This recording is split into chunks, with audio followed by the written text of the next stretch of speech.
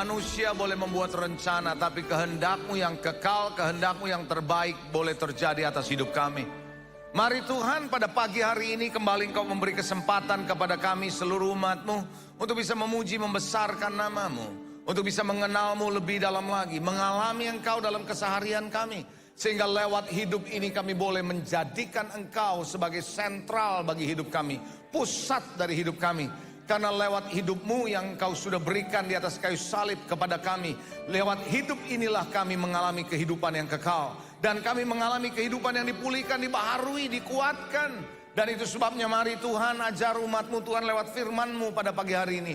Supaya kami semua bisa dipimpin oleh Roh-Mu, berjalan dalam kehendak-Mu, dan tinggal dalam kasih setia-Mu Tuhan. Kasih karunia-Mu, urapan-Mu turun atas hamba-Mu, atas setiap kami yang mendengarkan isi hati-Mu. Perkataan firman-Mu tidak akan pernah kembali sia-sia, tertanam dalam diri kami dan menjadi benih yang bertumbuh 30, 60, 100 kali lipat.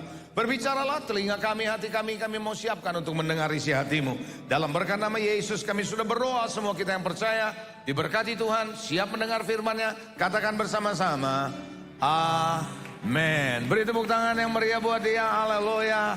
God bless you, puji Tuhan. Silakan duduk Bapak Ibu Saudara yang dikasihi Tuhan. Dahsyat Tuhan kita, amin. Tuhan baik, yes, amin. Ya, haleluya. Saudara yang dikasihi, saya percaya di tengah-tengah kondisi apapun kita selalu ada di dalam perlindungan dan pemeliharaan Dia. Hari ini saya akan membahas satu tema besar, bicara soal led by the Holy Spirit, dipimpin oleh Roh Kudus. Banyak orang tidak menyadari bahwa Roh Kudus hadir ada dalam hidup kita dan Dia adalah pribadi yang sangat kita perlukan di hari-hari terakhir ini. Mengapa? Karena ketidakpastian ada di depan kita. Ada begitu banyak hal yang tidak pasti, goncangan, persoalan hidup yang kita tidak bisa harus mengandalkan Roh Kudus. Karena manusia punya keterbatasan. Informasi bisa distorsi, disinformasi. Kita bisa salah mendapat informasi. Tapi kalau Roh Kudus yang memberi informasi nggak ada salahnya. Pasti selalu benar. Ada amin saudara?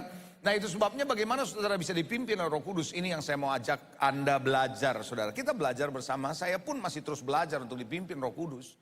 Karena dalam kehidupan ini ada banyak hal yang membuat distorsi kita dalam mendengar.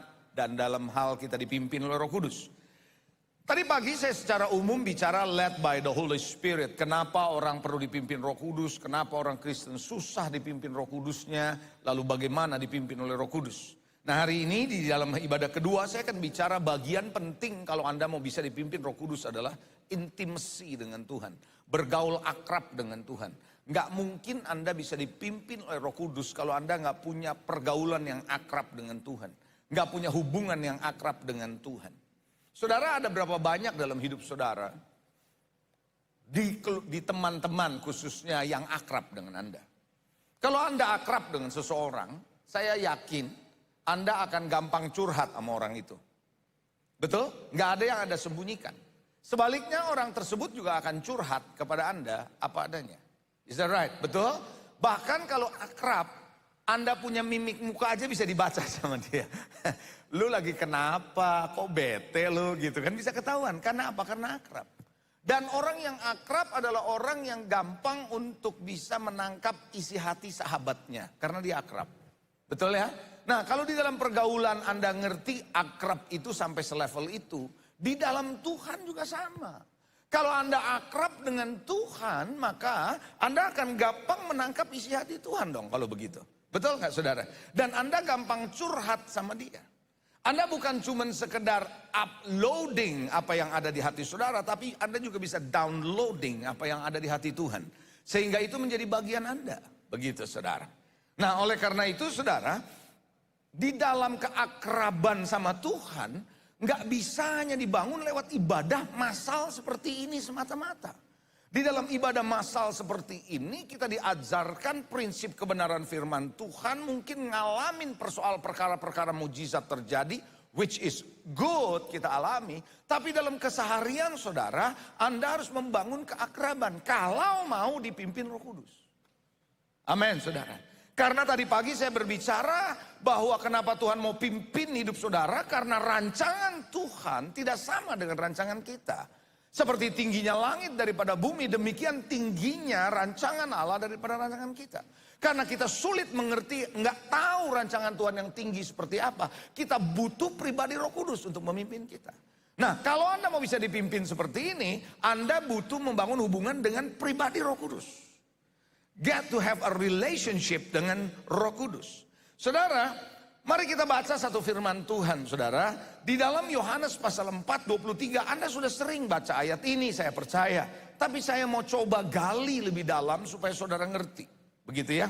Tetapi saatnya akan datang dan sudah tiba sekarang, kata Tuhan, bahwa penyembah-penyembah benar akan menyembah Bapa dalam roh dan kebenaran. Sebab Bapa menghendaki penyembah-penyembah demikian. Kalau terjemahan yang lain bukan menghendaki tapi mencari. Father seeketh such worshipers.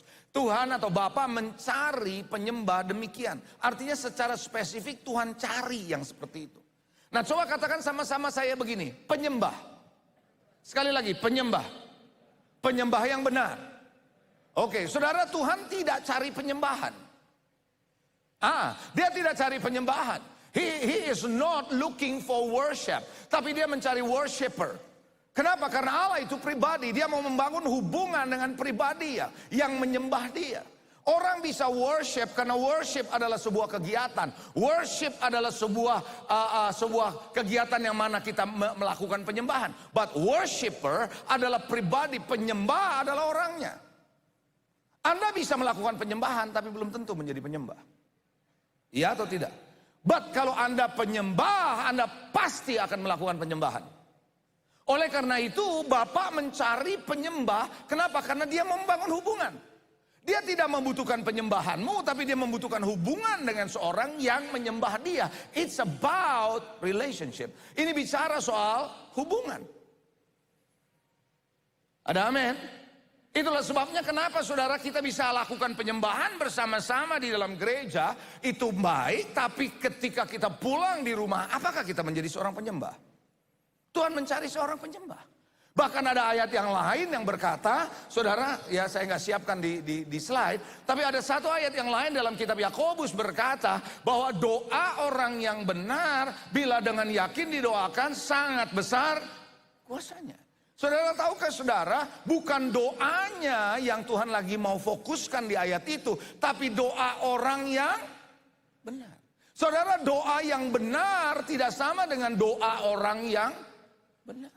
Doa yang benar adalah prinsip Anda melakukan doa secara benar. Yes, itu doa yang benar. Tapi doa orang yang benar, jadi orangnya. Tuhan itu selalu connect dengan orangnya, bukan dengan kegiatannya. Bukan berarti kegiatan gak perlu. Kegiatan terjadi karena orangnya. Anda ngerti maksud saya? Gak ada orangnya, gak ada kegiatannya. Gak ada pengkhotbahnya, gak akan ada khotbahnya. Betul apa enggak saudara? That's why Tuhan mencari orangnya. Why? Karena Tuhan mau relationship. Kekristenan adalah hubungan. Kekristenan bukan agama. Kekristenan bukan kegiatan, tapi sebuah hubungan. Nah, hubungan yang apa? Hubungan bisa di permukaan, bisa cuman ya asal aja casual, tapi bisa juga hubungan yang dekat, hubungan yang akrab. Nah, Tuhan mau saudara punya hubungan yang dekat. Di dalam 2 Tawari 7:14 firman Tuhan bilang begini. Dan umatku yang atas namaku disebut merendahkan diri, berdoa, mencari wajahku. Mencari wajahku dan berbalik dari jalan-jalannya yang jahat, maka aku akan mendengar dari sorga dan mengampuni dosa mereka serta memulihkan negeri mereka. Tuhan mau saudara mencari wajah. Mencari wajah itu artinya apa? Anda membangun hubungan. Makanya ketika Anda ada di dalam membangun hubungan, ngobrol sama teman, itu kan wajah melihat, betul. Kalau Anda jadi orang tua, ketika ngobrol sama anak, khususnya saya punya pengalaman dengan ayah saya. Kalau saya ngomong sama ayah saya, mata saya jelalatan kemana-mana, nggak lihat muka dia, ngomel loh dia. Papa lagi ngomong sama kamu, kenapa kamu ngeliat sana sini? Betul nggak? Pernah ngalamin kayak gitu nggak? Nah, atau mungkin Anda juga sebagai orang tua dengan anak kan begitu. Ngomong sementara dia main HP terus gitu ya. Kan kesel juga orang tua, betul nggak?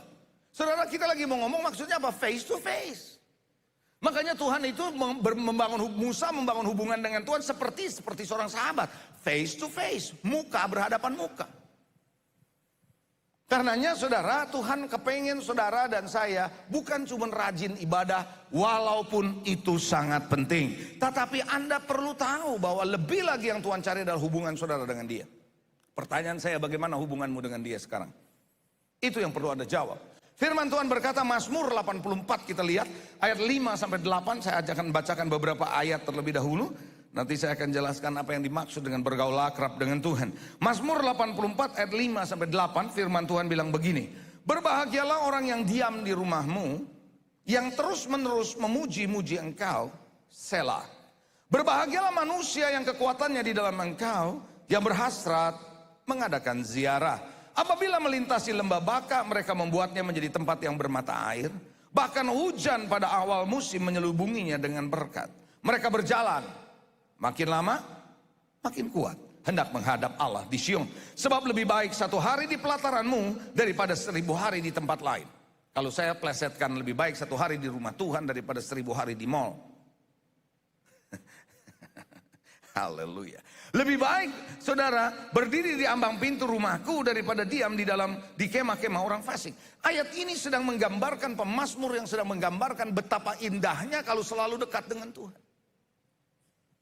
Adakah Anda punya kerinduan yang sama seperti yang orang pemazmur yang lagi menulis? Bahwa lebih baik saya di pelataran rumah Tuhan 1 hari daripada 1000 hari di tempat lain. Artinya Tuhan itu menjadi sesuatu yang sangat penting. Mereka kepengen membangun hubungan terus menerus dekat dengan Tuhan. Itu sebabnya kenapa Daud mempunyai kekuatan yang luar biasa. Kenapa Daud bisa dipimpin oleh Tuhan dengan mudah. Karena dia membangun hubungan yang dekat dengan Tuhan. Saya yakini begini. Kalau kita sebagai orang percaya punya bangun hubungan yang kuat, intim, akrab dengan Tuhan. Saya percaya tidak sulit buat saudara dipimpin oleh Roh Kudus. Tidak akan sulit. Anda akan peka mendengar suaranya. Anda akan tahu bahwa Tuhan taruh sesuatu di hati saudara. Sehingga membuat saudara lebih mudah mengambil keputusan. Lebih mudah memilih. Lebih mudah berpikir tentang sesuatu yang Tuhan bisa buka jalan ketimbang pikiran yang mustahil. Why? Karena Anda mempunyai hubungan yang dekat dengan Tuhan. Akrab dengan Dia. Katakan akrab. Haleluya. Nah saudara, bergaul akrab dengan Tuhan itu sebenarnya apa sih? Esensinya ada beberapa, nanti kita akan jelaskan lebih dalam. Tapi saya mau katakan begini saudara. Bagi saya, bagi kita mesti ngerti. Akrab dengan Tuhan berarti saudara punya hubungan dengan Tuhan. Bagaimana saya bisa akrab dengan seseorang kalau saya nggak punya hubungan dengan orang itu? Bisakah Anda akrab dengan orang asing yang Anda nggak pernah ketemu sebelumnya? Yang baru ketemu sekali doang? Nggak bisa akrab. Anda bisa akrab dengan orang yang apa? Yang Anda sudah bangun hubungan sama dia cukup lama, bukan? Iya kan? Iya. Makanya saudara yang dikasihi, sekalian saudara saya mau sampaikan kepada saudara, kalau Anda mau akrab dengan orang-orang yang ada di gereja dalam jumlah yang begini banyak kan nggak mungkin. Ya Anda mesti terlibat di CG. Nggak ada jalan itu saudara. Ketika Anda di CG, Anda akan berakrab dengan orang-orang yang ada di CG, kan begitu. Akan membuat saudara ada komunitas, ada teman, ada sahabat, ada orang-orang yang bisa mengerti hati saudara. Bagaimana Anda punya masalah di hatimu bisa diketahui oleh orang yang hadir begini banyak? Nggak mungkin bukan? Harus ada yang akrab. Yesus saja ada orang murid, dari 12 murid ada yang akrab sama dia. Yohanes akrab dengan dia, betul apa enggak saudara? Nah itu sebabnya keakraban itu ditentukan oleh tingkat hubungan saudara dengan Tuhan. Makin Anda terus membangun hubungan sama Tuhan terus menerus dengan intens, keakrabanmu makin tinggi. Dengan siapa Anda bergaul terus menerus, Anda makin akrab dengan orang itu. Suami istri yang jarang bergaul, jarang ngobrol, jarang komunikasi, jangan pikir akan akrab. Jangan heran suami lebih akrab sama sekretarisnya. Lah karena dia lebih banyak komunikasi kok, lebih banyak bangun hubungan kok. Nah akrab terjadi kalau Anda membangun hubungan. Amin. Nah akrab itu artinya apa? Kepercayaan. Anda nggak mungkin bisa akrab sama orang yang Anda nggak percaya, bukan? Bagaimana Anda akrab sama saya kalau saudara nggak percaya sama saya? Atau sebaliknya, bagaimana saya bisa akrab dengan saudara kalau saya nggak percaya sama saudara? So trust, kepercayaan itu akan membangun yang namanya keakraban. Kalau Anda nggak percaya sama Tuhan, dia percayanya cuma di logika.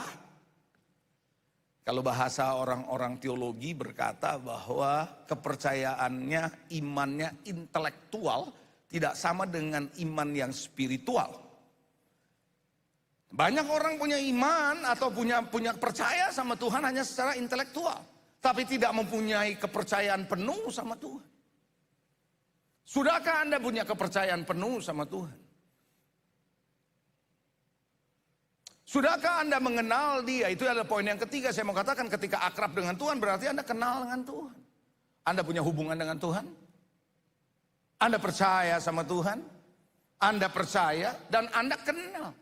Tadi saya bilang, nggak mungkin saya bisa membangun hubungan yang akrab dengan seorang yang saya nggak kenal, bukan? Makin saya kenal, makin saya intens, percaya, makin saya bangun hubungan, makin akrab. Kalau Anda mau akrab sama Tuhan, ya begitu, saudara. Artinya apa? Harus punya hubungan, harus percaya sama Tuhan, harus kenal sama Tuhan. Haleluya. Saudara, Anda harus bisa membedakan mana yang namanya mengenal pribadi Tuhan dengan mana yang mengalami perbuatan Tuhan. Ada dua hal yang berbeda. Makanya tadi dikatakan dalam Tawari, melihat wajah Tuhan bukan tangan Tuhan. Mengenal wajah Tuhan, melihat wajah Tuhan artinya mencari wajah Tuhan. Mau mengenal pribadi Tuhan. Saudara yang dikasihi, sulit buat saudara, nah saya akan masuk sedikit-sedikit di sini. Sulit buat saudara untuk akrab sama Tuhan kalau dalam hatimu ada konflik. Hehehe. Sulit buat saudara untuk bisa akrab sama Tuhan kalau di hatimu ada konflik. Yang sering disebut konflik batin, inner konflik di dalam hidup saudara. Kalau Anda penuh dengan kekecewaan, bagaimana bisa akrab sama Tuhan? Betul saudara? Kalau Anda punya kepahitan, Anda punya kebencian, Anda punya kemarahan, ada simpan, bagaimana Anda bisa akrab sama Tuhan? Bukankah ada ayat firman Tuhan bilang, kalau engkau lagi membawa persembahan kepada Tuhan dan ada sesuatu yang gak beres hatimu dengan saudaramu, tinggalkan persembahan dulu, beresin. Karena nggak akan ada bisa yang namanya akrab dengan Tuhan, menyembah Tuhan, membangun hubungan sama Tuhan kalau ada konflik di hatimu. Makanya nanti ibadah ketiga saya akan bicara bagaimana menjaga hati dan pikiranmu. Kalau Anda mau bisa led by the Holy Spirit.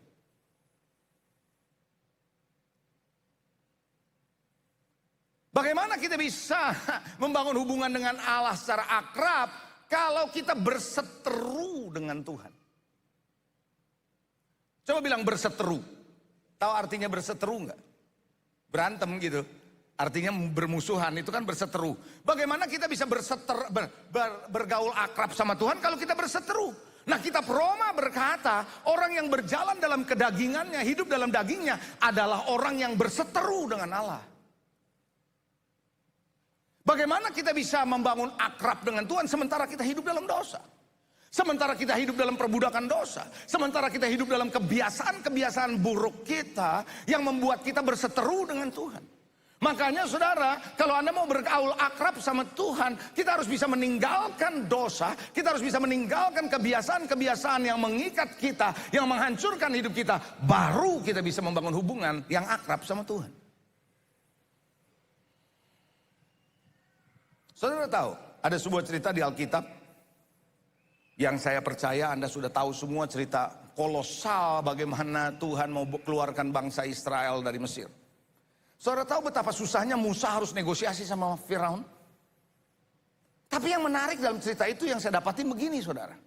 Tuhan itu mau membuat bangsa Israel keluar dari Mesir hanya supaya mereka bisa menyembah Allah. Coba kalau Anda baca bagaimana Musa bernegosiasi supaya bangsa Israel ini bisa menyembah Allah, betul? Kalau Anda baca itu.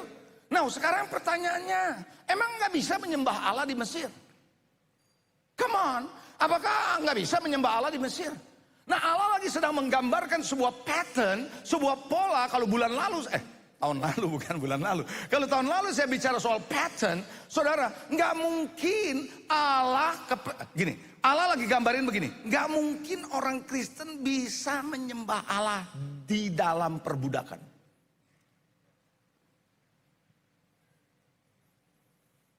Nangkep nggak? Coba yang nangkep lambaikan tangan. Coba yang ngerti lambaikan tangan. Oke, jadi Allah sedang menggambarkan sebuah cerita begini. Kalau mau menyembah aku, nggak bisa di dalam perbudakan. It's not about location. Ini bukan soal lokasi. Ini masalah perbudakan. Semalama kamu ada di Mesir dalam perbudakanmu, kamu tidak bisa nyembah aku. Kalau mau menyembah aku, kamu harus merdeka keluar dari perbudakan, baru Anda bebas menyembah aku.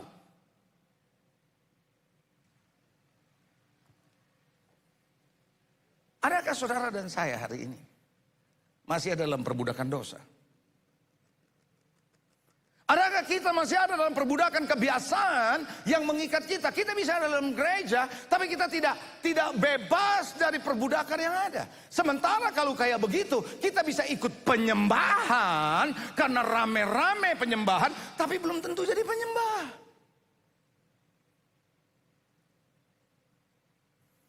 Paham? Anda ngerti?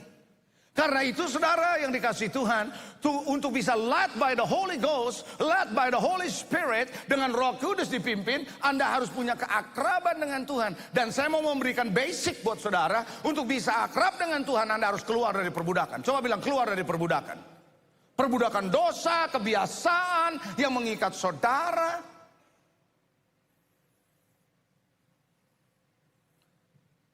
Saya sangat percaya bahwa Tuhan mau membangun hubungan dengan saudara, bergaul akrab dengan pribadi saudara masing-masing. Makanya dia cari penyembah. Haleluya. Saya berharap Anda nangkep ini. Karena Anda ngerti ini, esensi ini, maka Anda bukan cuma melakukan kegiatan penyembahan, tapi Anda menjadi seorang penyembah. Yang hatinya selalu menyembah Tuhan. Di dalam setiap kondisi. Katakan amin.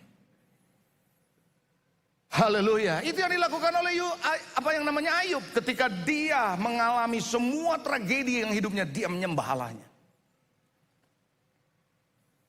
So pagi hari ini saudara, yuk jadi penyembah. Ya, mari kita lihat lagi beberapa ayat. Yohanes pasal 6 ayat 1 sampai dengan ayat kedua. Nanti saya akan masuk bicara soal pentingnya kita intim dengan Tuhan, akrab dengan Tuhan. Oke? Yohanes 6 ayat 1 dan 2. Sesudah itu, Yesus berangkat ke seberang danau Galilea, yaitu danau Tiberias. Orang banyak berbondong-bondong ikut Yesus. Yang ikut Yesus banyak atau sedikit? Banyak. Banyaknya berbondong-bondong. Anda ngerti bahasa Indonesia kan? Berbondong-bondong artinya tuh banyak kalau orang Jawa Timur bilang. Saya saking sering ke Surabaya ya. Orang gak percaya kalau saya itu orang Jakarta loh. Suatu hari ini cerita ini, intermezzo saudara, intermezzo. Gara-gara saya ngomong banyak tadi itu saudara. Saya ke fitness berenang. Lalu ketemu sama orang Jawa Timur, Surabaya, tapi udah tinggal lama di Jakarta. Dia suka ngobrol sama saya. Nggak tahu kenapa suatu hari dia ngomong Jawa sama saya.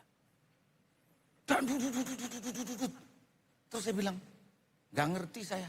Sombong amat kamu. Nggak mau ngaku kalau kamu orang Surabaya. Loh Pak, saya ini bukan orang Surabaya. Saya ini orang Jakarta. Nggak mungkin. Loh bisa gitu. Ternyata saya ini ya ke bawah arus saudara. Emang kamu bukan orang Surabaya? Bukan. Kok logatmu kayak Surabaya? Ke bawah arus Pak. Emang kamu mana? Saya ini Asnawi. Nah dia giliran dia nggak tahu Asnawi. Apaan tuh Asnawi? Asli Cina Betawi.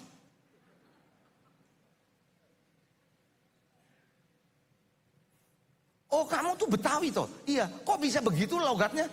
Ke bawah arus. Ya maka saya banyak belajar saudara. Banyak. Buena gitu. Karena kalau bilang buena itu.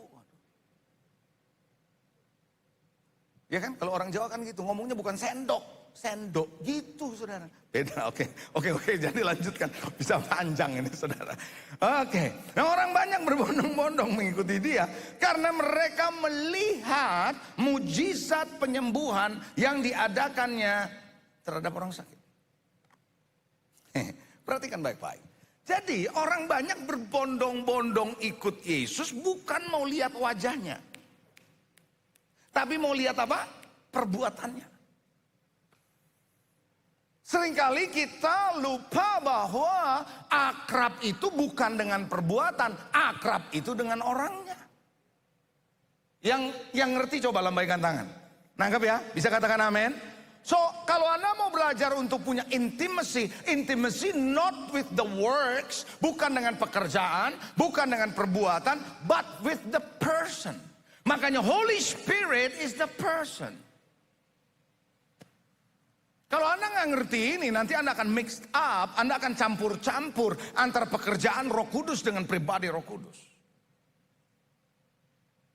Nah itu sebabnya mereka nggak tertarik sama pribadi Yesusnya, tapi tertarik dengan perbuatan yang Yesus lakukan.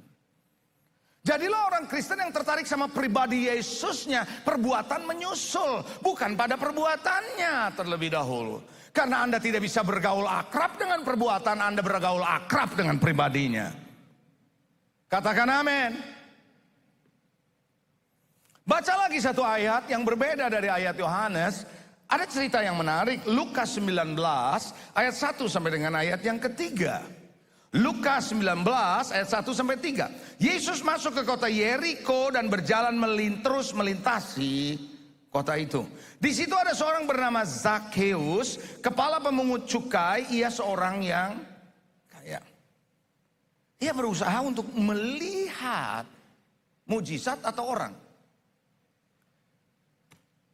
Bedanya Zakheus dengan orang banyak ini tuh di situ.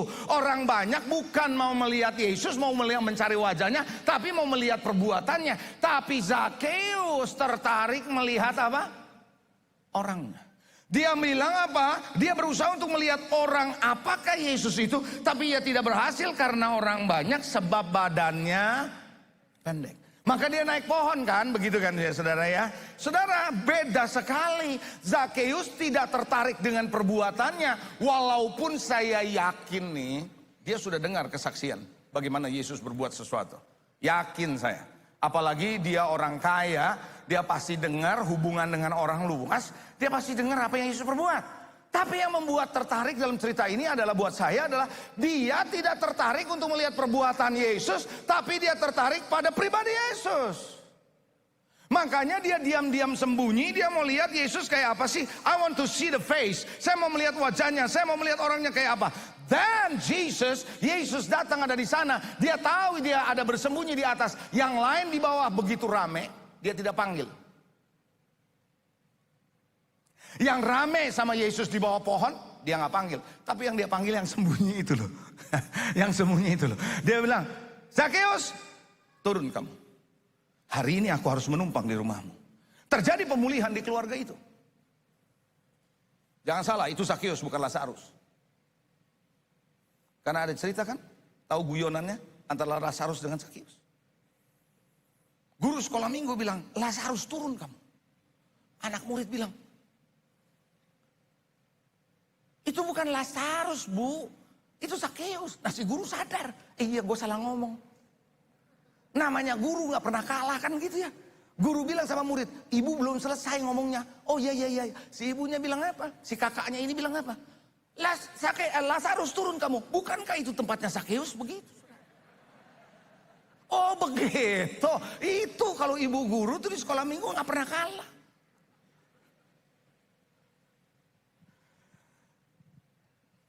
Beda Zakheus, satu pribadi dengan orang banyak. Yang satu ini mau kenal Yesus. Karena dia mau kenal Yesus, Yesus bilang hari ini harus menumpang di rumahmu. Terjadi hubungan, relationship. Because orang ini cari pribadinya. Adakah Anda ke gereja mencari pribadi Yesus? Atau Anda hanya meminta pertolongan Tuhan? Saya nggak mengatakan bahwa minta pertolongan salah.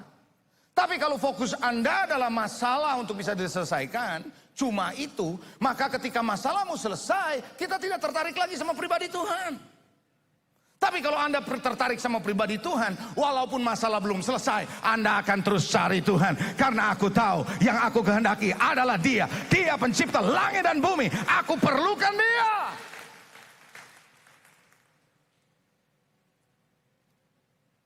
mau disembuhkan atau enggak, yang penting gue kenal Tuhan. Mau persoalan gue selesai atau enggak, yang penting gue punya Tuhan. Kalau Anda miliki Tuhan, Anda miliki semuanya. Betul? Karena dia adalah pencipta langit dan bumi. Dia punya segala sesuatu. Saya mau dorong saudara gini, switch your heart, switch your mind, pikiran saudara, hati saudara, untuk fokusnya ke Tuhan. Ke pribadi Tuhan, the person of God. The person of Holy Spirit. Karena works of the Holy Spirit, pekerjaan dari Roh Kudus itu banyak. Ada begitu banyak hal yang dia bisa lakukan. Tapi Anda tidak akrab dengan perbuatannya, tapi Anda akrab dengan pribadinya. So bangun hubungan itu, katakan amin. Nah sekarang kita masuk, pentingnya Anda dan saya punya intimasi, keakraban dengan Tuhan. Yang pertama, kalau Anda intim dengan Tuhan, Anda akan mampu mendengar, mengerti panggilan Tuhan, tujuan Tuhan dalam hidup saudara. Anda akan bisa mengerti, memahami panggilan Tuhan, destiny atau tujuan Tuhan dalam hidup saudara. Tahukah saudara setiap orang dipanggil oleh Tuhan dengan tugas tertentu? Siapa yang percaya di sini kalau Anda lahir tidak kebetulan tapi Tuhan punya tujuan dalam hidup saudara? Anda percaya itu? Nah, saudara, bagaimana Anda bisa menggali tujuan Tuhan dalam hidup saudara kalau Anda tidak membangun hubungan dengan Dia? Jangan heran orang Kristen yang seharusnya punya potensi hebat dari Tuhan, yang harusnya bisa great exploit, bisa melakukan sesuatu yang dahsyat dalam hidupnya, tidak tercapai karena dia tidak menemukan apa yang menjadi panggilannya, apa yang menjadi tujuannya dalam hidupnya. Kenapa dia tidak menemukan? Karena dia tidak membangun hubungan dengan Tuhan. Nah, karena dia tidak menemukan, akibatnya dia mencari. Dia mencari, mencoba menemukan. Pakai apa? Dari dunia ini. Sementara potensi saudara tidak berasal dari dunia ini. Potensi saudara berasal dari Tuhan. Ya atau tidak? Panggilan saudara bukan dari dunia ini. Panggilan saudara datang dari Tuhan. Ya atau tidak? Nah, ketika Anda mengerti ini hubunganmu dengan Tuhan, maka Anda tahu panggilanmu. Lihat Daud nggak mengerti sebelumnya kalau dia sebagai calon raja, tapi dia membangun hubungan dengan Tuhan. Lewat hubungannya dengan Tuhan, maka dia mulai mengerti, ternyata aku dipanggil untuk jadi raja, diurapi oleh Samuel.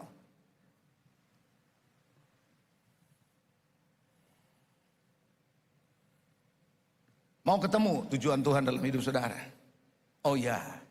Itu ada satu buku yang terkenal sudah lama namanya Purpose Driven Life. Ditulis oleh seorang hamba Tuhan bernama Rick Warren.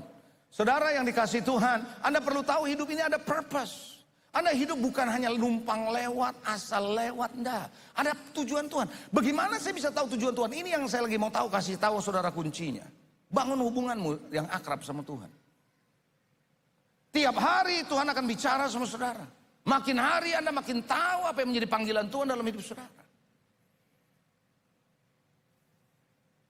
Anda makin tahu tujuan Tuhan dalam hidup saudara. Ketika engkau tahu tujuan Tuhan dalam hidup saudara, panggilan Tuhan dalam hidup saudara, percayalah, hidup saudara akan bermakna. Hidup saya, saudara, dan hidup kita semua pasti akan memberkati. Pasti akan membuat orang-orang bisa melihat bagaimana lewat hidupmu mereka diberkati. Saudara jangan bilang gini, Pak, itu berlaku untuk anak muda, saya udah tua. Tadi pagi saya bilang, selama nafas masih di kandung badan. Keren, selama nafas masih di kandung badan. Selama kita masih bernafas, selama kita masih bisa berpikir, selama kita masih bisa ngomong, kita masih bisa melakukan sesuatu, do something. Before the end, sebelum berakhir.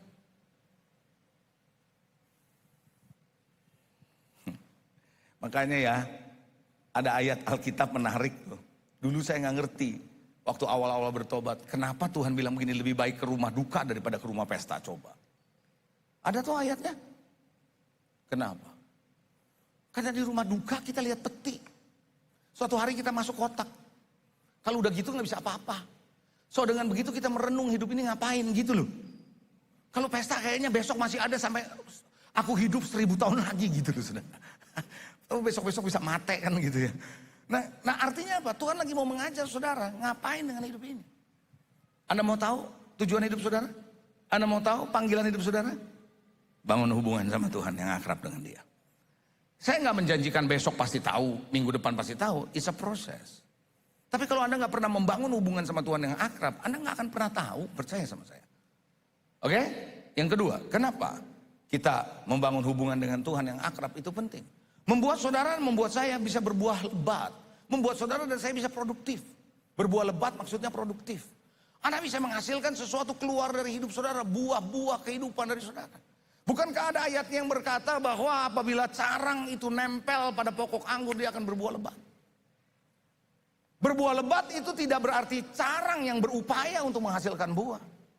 Carang tidak berkeringat untuk mencoba menghasilkan buah. Dia cuma nempel sama pokok anggur. Dan pokok itu mengalirkan nutrisi dan terjadilah buah. Saya percaya saudara, ketika engkau membangun hubungan dengan Tuhan, maka Allah akan memberikan Anda kemampuan. Lewat hikmatnya, lewat pimpinannya, lewat perkataannya, lewat penyingkapannya dalam hidup saudara, lewat ide-ide kreativitas dalam hidup saudara, membuat saudara bisa lebih berkreasi, membuat saudara bisa berproduktif. Amin. Siapa yang mau produktif? Mau produktif? Bangun hubungan sama Tuhan. Pekerjaanmu akan lebih efektif. Sadar nggak saudara, hidup ini makin complicated? Hidup ini makin rumit bukan? Hidup ini makin gak jelas bukan? Tapi Tuhan bisa bicara di tengah ketidakjelasan. Tuhan bisa bicara di tengah-tengah kerumitan. Untuk membuat saudara bisa melewati, dan bukan cuma melewati masalah, tapi menang dan menjadi orang yang lebih dari pemenang. Kenapa?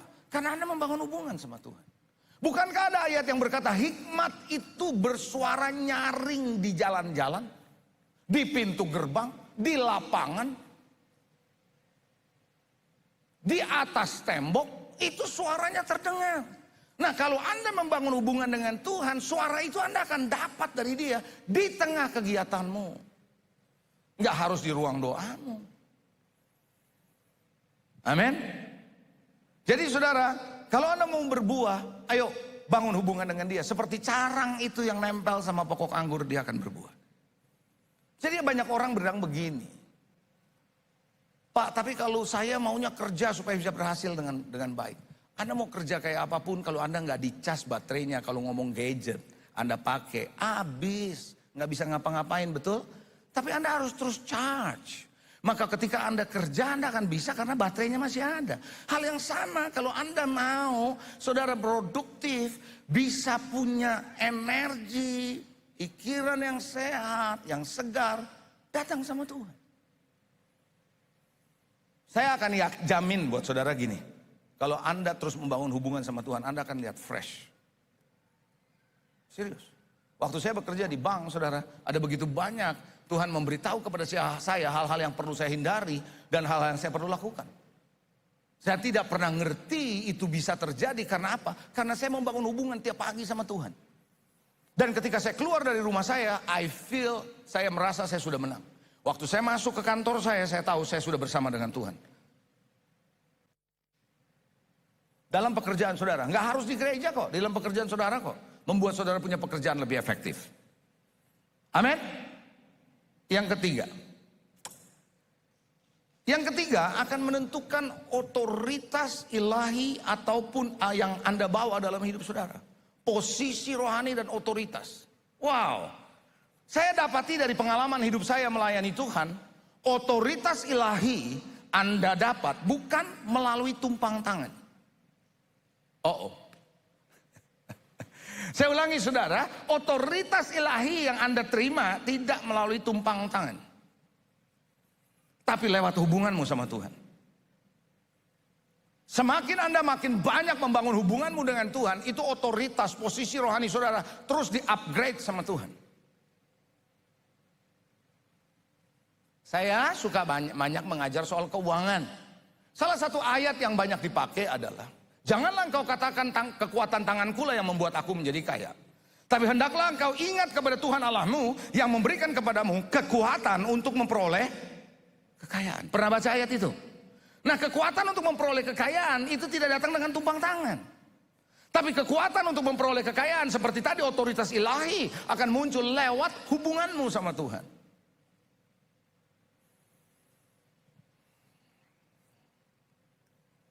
Daud punya posisi rohani. Daud punya otoritas ilahi yang makin kuat karena hubungannya sama Tuhan. Musa bisa begitu powerful di depan Firaun, di tengah-tengah orang ahli sihir Mesir. Dia begitu hebat. Kenapa? Otoritas begitu hebat karena dia punya hubungan dengan Tuhan, muka dengan muka bersama dengan Tuhan. Kalau Anda mau punya otoritas ilahi, Anda mau melihat sebagai bos di perusahaan, majikan di perusahaan, sebagai pemimpin di perusahaan, sebagai pekerja, CEO di perusahaan. Kalau Anda mau melihat otoritasmu bukan cuma dapat dari jabatanmu di perusahaan, tapi otoritas ilahi. Saya diingatkan cerita tentang Nuh. Berapa hari dia di perahu, di boat, 40 hari, betul? Di dalamnya ada binatang. Kira-kira dalam binatangnya di situ ada harimau enggak? Ada harimau, ada domba enggak? Ada. Ada kucing enggak? Ada anjing enggak? Kok bisa enggak jadi Tom and Jerry? Muter-muter berantem tuh anjing sama kucing. Kok enggak itu domba dimakan 40 hari? Lapar juga harimau. Saya percaya ada satu orang punya otoritas ilahi. Karena Nuh mendapat kasih karunia Tuhan, kata Alkitab. Dia punya otoritas itu untuk menjaga. Saya percaya ketika engkau di company, di perusahaanmu, Anda sebagai pemilik, ketika Anda punya otoritas, Anda bisa handle situasi. Kita nggak usah ngomong pelayanan otomatis. Di dalam bisnis, waktu Anda deal bisnis, Anda punya otoritas. Entah kenapa orang yang deal sama saudara, kok bisa sepakat terus sama saudara. Anda mesti ngerti, ada otoritas. Ada favor of God dalam hidup saudara. Why? Karena Anda membangun hubungan sama Tuhan.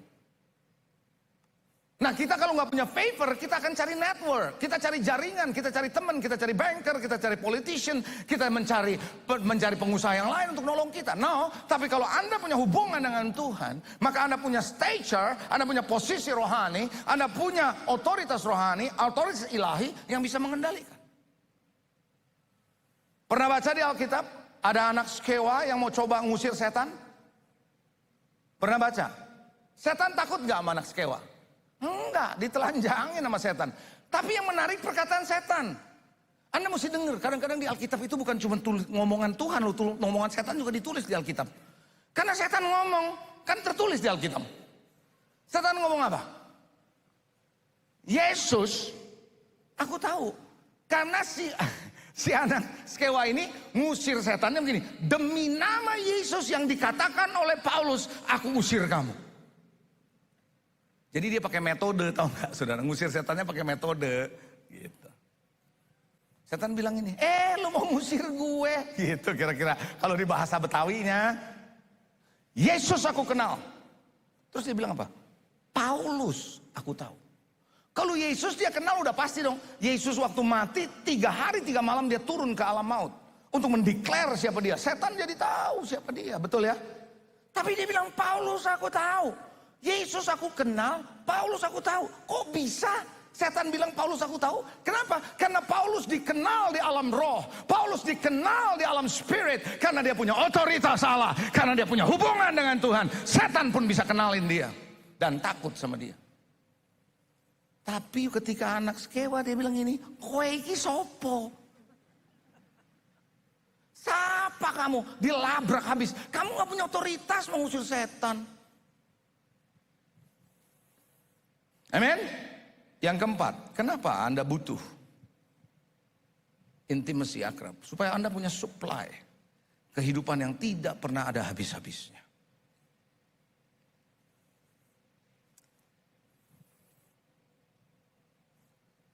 Bateraimu yang terus di-charge akan terus punya supply. Hidup saudara yang terus terhubung dengan Tuhan akan terus-menerus ada supply dari Tuhan. Nah, supply inilah yang menyegarkan, supply inilah yang menguatkan, supply inilah yang memampukan untuk saudara berjalan dari kemenangan sampai kemenangan. Pagi hari ini saudara, kenapa saudara perlu bergaul sama Tuhan dengan akrab? Ada 4 hal. Di bagian terakhir saya akan masuk. Bagaimana supaya saudara bisa membangun keintiman dengan Tuhan? Ready? Tadi saya kasih tahu kenapa, sekarang kita mau belajar bagaimana caranya. It's easy sebenarnya. Banyak orang rumit bagaimana cara membangun hubungan dengan Tuhan secara akrab. Saya berikan kepada saudara beberapa tips buat saudara. Yang pertama, Anda harus jadikan Tuhan sebagai center atau pusat kehidupan saudara. Jesus is the center of my life. Jesus is the center of my life. Anda harus jadikan dia pusat. Pusatnya bukan duitmu, pusatnya bukan posisimu, pusatnya bukan dirimu. Pusatnya adalah Tuhan. Ketika engkau jadikan dia sentral dalam hidup saudara, maka apa yang ada di pikiranmu, apa yang ada di hatimu, engkau akan memikirkan perkara-perkara yang di atas, bukan yang di bumi. Bukan berarti Anda hidup tidak realistis, bukan. Anda boleh hidup realistis, tapi Anda punya cara pandang. Anda punya melihat peristiwa-peristiwa yang Anda alami dalam hidup ini. Anda memfokuskannya kepada Tuhan. Apa yang Tuhan mau kerjakan lewat peristiwa ini, apa yang Tuhan mau kasih tahu lewat kejadian ini, apa yang Tuhan mau ajarkan sama saya, apa yang Tuhan mau bawa saya ke level yang baru lewat peristiwa ini, lewat berkat, lewat masalah, lewat tantangan, dan seterusnya. Kalau Anda jadikan Tuhan itu pusat, Anda nggak mungkin bisa membangun hubungan dengan Tuhan kalau Anda punya pusat yang lain. Anda punya perhatian yang lain, entah karirmu, entah bisnismu. Saya ngomong begini, bukan berarti Anda tinggalkan karir dan bisnismu, bukan. Di tengah karirmu, di tengah bisnismu, tetap fokusmu adalah Tuhan. Anda menjadikan bisnis ini milik Tuhan, Anda jadikan pekerjaan ini untuk milik Tuhan, untuk glorifying God.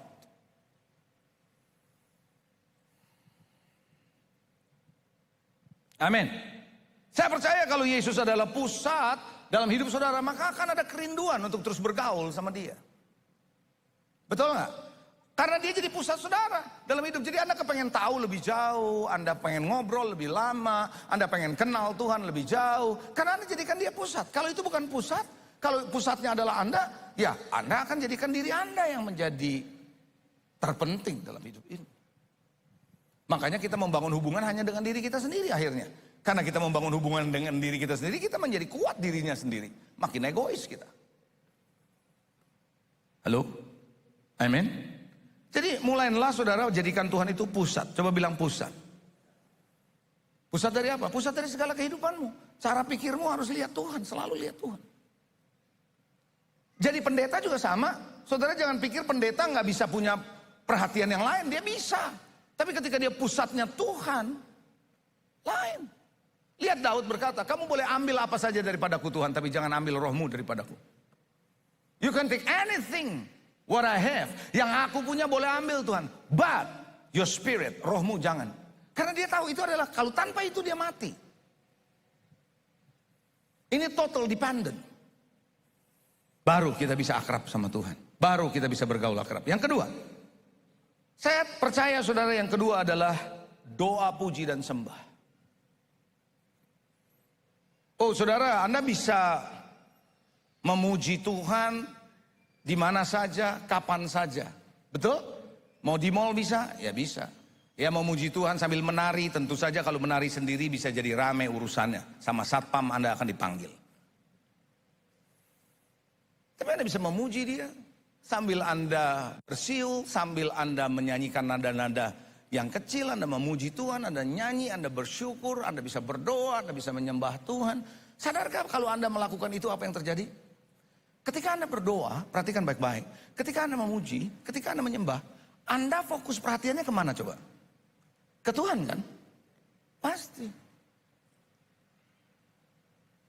Jangan heran bisa nggak jadi beli baju tuh. Karena fokusmu kepada Tuhan. Haleluya.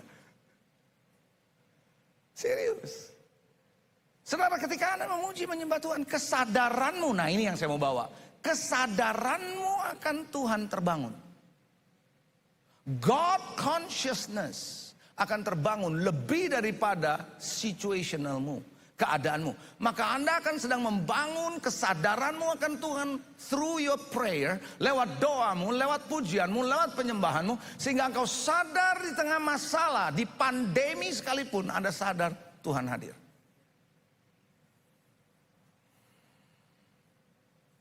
Di situ Anda bisa akrab. Jadi jangan cuma doa, jangan cuma pujian, jangan cuma menyembahan, waktu ibadah doang.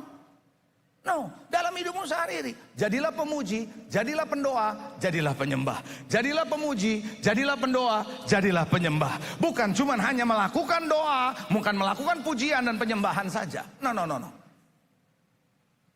It's your lifestyle. Terakhir, yang ketiga. Bagaimana caranya Anda bisa membangun hubungan yang baik dan akrab sama Tuhan? Punya gambar diri yang benar. Saudara begini, kalau Anda merasa, aduh saya mah gak bisa apa-apa, saya mah inferior, saya mah orang yang gak pinter, saya mah gak bisa apa-apa. Kira-kira Anda bisa punya hubungan yang baik? Sama seseorang aja, sama orang lain aja. Saya yakin Anda gak punya hubungan. Maka Anda akan menarik diri, Anda lebih suka sendirian, karena Anda merasa, saya itu siapa sih, saya gak bisa apa-apa, saya inferior. Tapi kalau Anda punya gambar diri yang benar sebagai anak Allah, beda. Makanya saudara, waktu setan menguji atau mencoba Yesus, yang dicobai apa? Gambar diri. Kalau engkau anak Allah, itu gambar diri yang lagi diserang. Hari-hari ini orang-orang muda lagi diserang gambar diri. Jangan heran anak muda tertarik dengan crazy rich. Richnya gak ada, tinggal crazy. Kan begitu. Why? Karena Anda merasa kalau saya punya posisi seperti itu, punya ini, punya itu, wow. Nggak heran saudara, orang-orang di Jakarta banyak yang crazy sekarang. Rich-nya nggak ada jadi crazy. Saudara tahukah saudara, hari-hari ini yang lagi diserang adalah Anda nggak tahu siapa Anda. Oh saya ini laki-laki yang terjebak dalam tubuh perempuan. Oh saya ini perempuan yang terjebak dalam tubuh laki-laki. Kan banyak kan ngomongnya pada begitu semua rata-rata. Why? Gak punya gambar diri. Saya gak pernah melihat kucing ngomong begitu. Aku terjebak dalam tubuh kucing padahal aku anjing gitu.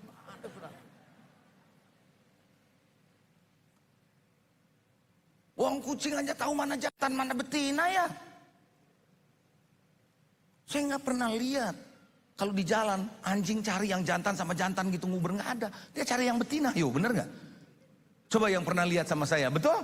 Betul gitu. Jadi kalau kadang-kadang ya, maaf loh saya ngomong apa adanya ya. Kadang-kadang saya melihat, anjing lebih waras daripada orang.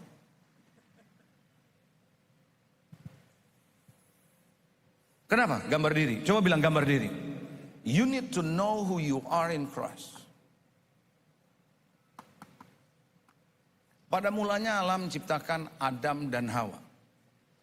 Adam and Eve, bukan Adam and Steve. Baca Alkitab tuh yang benar-benar hati-hati. Steve itu bukan ST titik terus Eve, itu Saint Eve namanya. Laki-laki dan perempuan, jelas. Tapi kita diserang identitas. Bukan cuma itu, banyak hal. Bangun hidupmu. Aku adalah anak. Aku bukan budak. Aku bukan hamba. Aku adalah anak yang dikasihi. Saya adalah orang yang dikasihi, yang diperkenan, dicari Tuhan, dikasihi, diberkati, dipilih, dipanggil untuk bisa melayani Dia. Kalau Anda lihat itu, by the grace of God, karena kasih karunia Tuhan, I am favored, I am blessed, I am loved. Saya dikasihi, saya diberkati, saya diperkenan. Hari ini Anda mesti tahu, Anda bukan orang yang dibuang oleh Tuhan, orang yang dicari oleh Tuhan. Dia mati di atas kayu salib untuk mencari saudara. Bangun hubungan yang akrab dengan Tuhan pada hari ini dan seterusnya. Amin. Puji Tuhan. Mari kita berdoa. Haleluya. Tuhan terima kasih, pesan firman-Mu sudah jelas bagaimana kami bisa dipimpin oleh Roh-Mu ketika kami membangun hubungan yang akrab, intim dengan Engkau. Jadikan umat-Mu bukan cuma sekedar datang beribadah untuk bisa menikmati pujian dan penyembahan semata-mata. Tapi biarlah kami menjadi pemuji, kami menjadi penyembah dimanapun kami berada. Di rumah, di kantor, di mall, dimanapun kami berada. Kami menjadi pemuji, kami menjadi penyembah.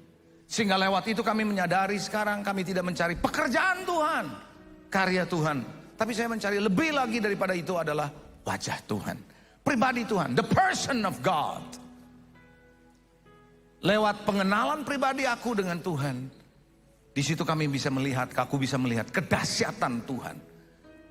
Sebagai Jehovah Jireh yang menyediakan, sebagai Jehovah Nisi yang memberikan aku kemenangan, sebagai Jehovah Rafa yang menyembuhkan, Jehovah Shalom yang memberikan aku damai sejahtera.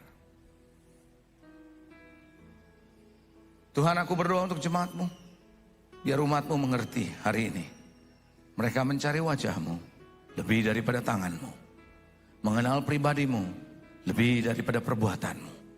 Membuat kami sadar sepenuhnya bahwa kami adalah umat pilihan-Mu, yang Tuhan mau membangun hubungan yang akrab, supaya kami bisa dipimpin oleh Roh-Mu.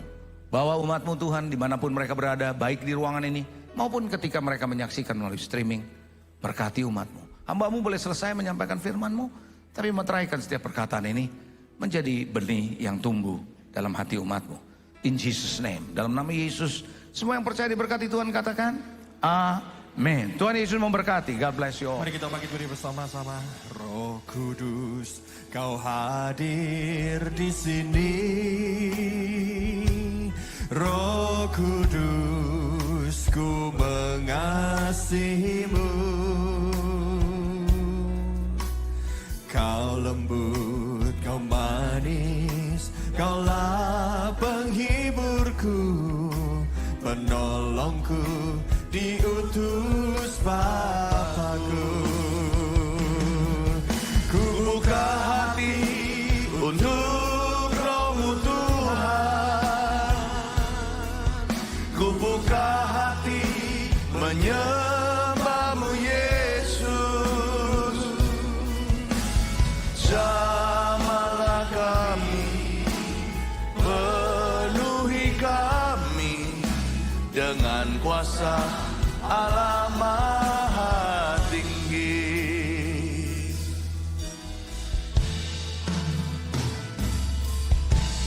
Roh Kudus, Kau hadir di sini.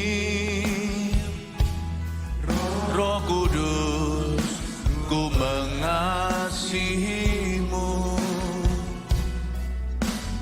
Kau lembut, Kau manis, Kaulah penghiburku, penolongku, diutus Bapakku. Ku buka hati untuk Roh-Mu Tuhan. Ku buka hati menyembah-Mu Yesus. Jamahlah kami, penuhi kami dengan kuasa Allah Maha Tinggi. Ku buka hati untuk Roh-Mu Tuhan. Ku buka hati menyembah-Mu Yesus. Jamahlah kami, penuhi kami dengan kuasa Allah Maha. Jamahlah kami, penuhilah kami. Jamahlah kami, penuhi kami dengan kuasa Allah Maha Tinggi. Jamahlah kami Tuhan. Jamahlah kami, penuhi kami dengan kuasa Allah Maha Tinggi. Tuntun kami dan bimbing kami selalu Allah Roh Kudus yang kami cintai. Ajari kami arti intimasi sesungguhnya, agar kami menjadi pelaku firman setelah pulang nanti. Kami akan berjalan makin lama, makin mengenal Tuhan, makin dalam pengabdian kami akan Kristus.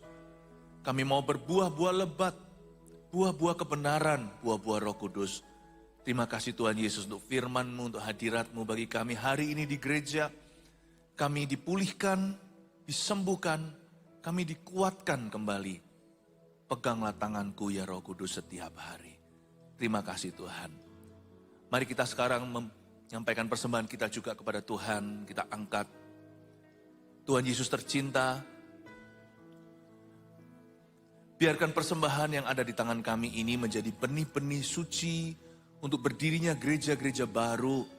1000 gereja lokal yang kami canangkan sebagai visi pasti akan terjadi dalam masa hidup kami. Dan berjuta-juta jiwa yang menanti-nanti, biarkan apa yang kami persembahkan mengutus misionaris. Terima kasih Tuhan, terpujilah namamu. Kami buka hati kami untuk selalu mengalami Tuhan dalam segala perkara. Mari kita angkat tangan kita bersama-sama. Ku buka hati untuk Roh-Mu Tuhan. Ku buka hati menyembah-Mu Yesus. Jamalah kami, penuhi kami dengan kuasa Allah Maha Tinggi. Ku buka hati untuk Roh-Mu Tuhan. Ku buka hati menyembah-Mu Yesus. Jamalah kami, penuhi kami dengan kuasa Allah Maha Tinggi. Jamalah kami, penuhi kami. Jamalah kami, penuhi kami dengan kuasa Allah Maha Tinggi. Dengan kuasa Allah Maha Tinggi. Dengan kuasa Allah Maha Tinggi. Mari kita mengangkat tangan kita, terimalah berkat kuasa daripada Allah Bapa, kasih karunia dari Tuhan Yesus, dan pengurapan kuasa Roh Kudus menuntun setiap perbuatan dan kehidupan jemaat Gereja Mawar Sharon tercinta. Di dalam nama Tuhan Yesus Kristus yang percaya, sama-sama katakan amin. God bless you, love you. Tuhan Yesus memberkati. Silakan duduk dulu.